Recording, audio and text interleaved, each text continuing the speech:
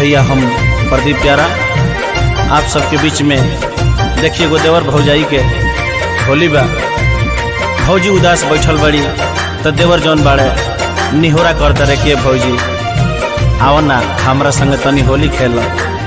देखी उहे देवर अपना भौजाई से कौना भाव में कहते रहे, आई यह गीत के आनंद उठाई। ए भौजी आवत निखेल देवरों के संग होली। ए भौजी हो आवत निखेल देवरों के संग होली। मेन जगहिया भैया रंगी है रंग बिलांग चोली। मेन जगहिया भैया रंगी है रंग बिलांग चोली। ए भौजी हो आवत निखेल देवरों के संग होली। ए भौजी हो आवत निखेल देवरों के संग होली।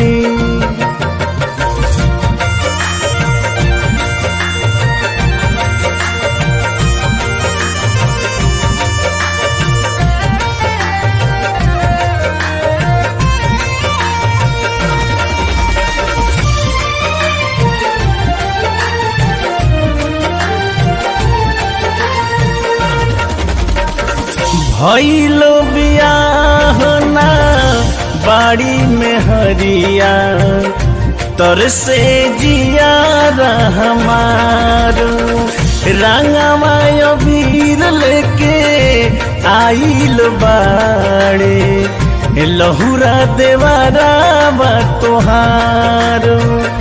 खोलो के वड़िया करी गोहरिया दिल में सजवानी रंगोली। खोला के वड़िया करी गोहरिया दिल में सजवानी रंगोली। ए भौजी हो आवत निखेल देवरों के संग होली। ए भौजी हो आवत निखेल देवरों के संग होली।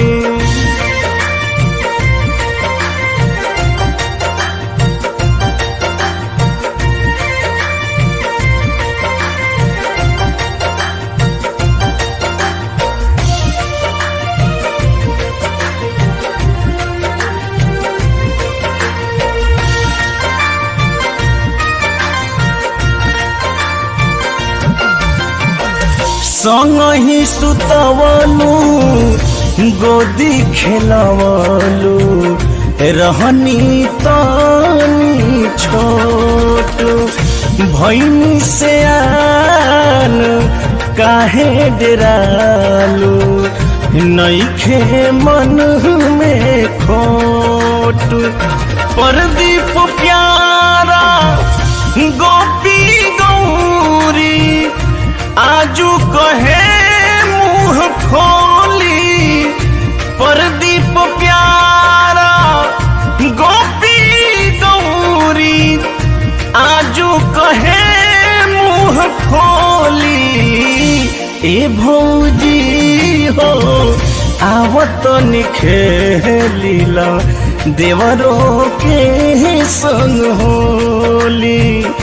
ए भौजी हो आवत निखेल देवरों के संग होली। मेन जगहिया भैया रंगी है रंग बिलांग चोली। मेन जगहिया भैया रंगी है रंग बिलांग चोली। ए भौजी हो आवत खेलिल देवरो के संग होली। ए भौजी हो आवत खेलिल देवरो के संग।